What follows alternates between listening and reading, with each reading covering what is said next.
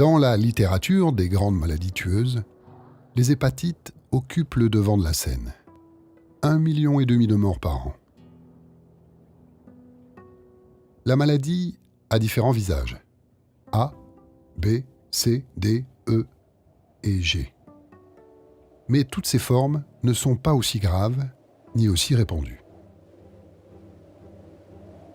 Les hépatites B et C sont les plus meurtrières. Près de 400 millions de personnes sont porteurs chroniques de l'un de ces deux virus.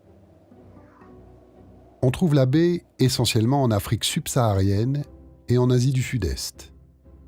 Et la C en Afrique du Nord, dans le sous-continent indien et également en Asie du Sud-Est.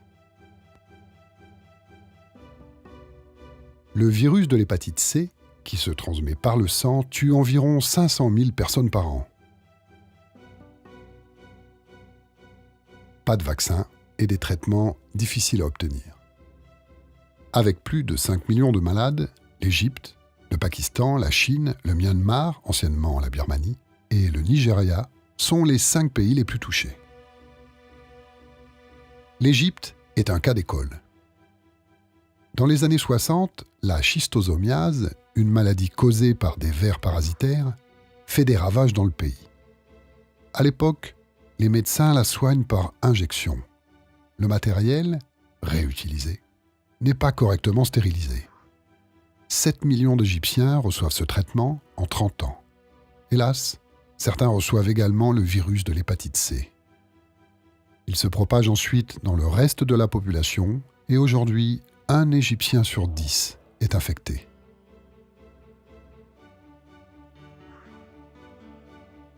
Fin 2013, un médicament révolutionnaire, le sofosbuvir, arrive sur le marché. Son coût de production est d'une centaine d'euros, facturé aux États-Unis 68 000 euros et en France 41 000 euros.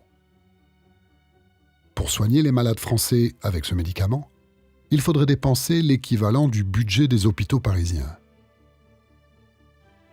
En Égypte, ce sofosbuvir coûte 1 600 euros environ. Soigner l'ensemble des malades égyptiens reviendrait à dépenser 5 fois le budget annuel de la santé. En somme, ce médicament miracle est un produit de luxe. Si son prix n'est pas revu à la baisse, seuls quelques privilégiés pourront se l'offrir.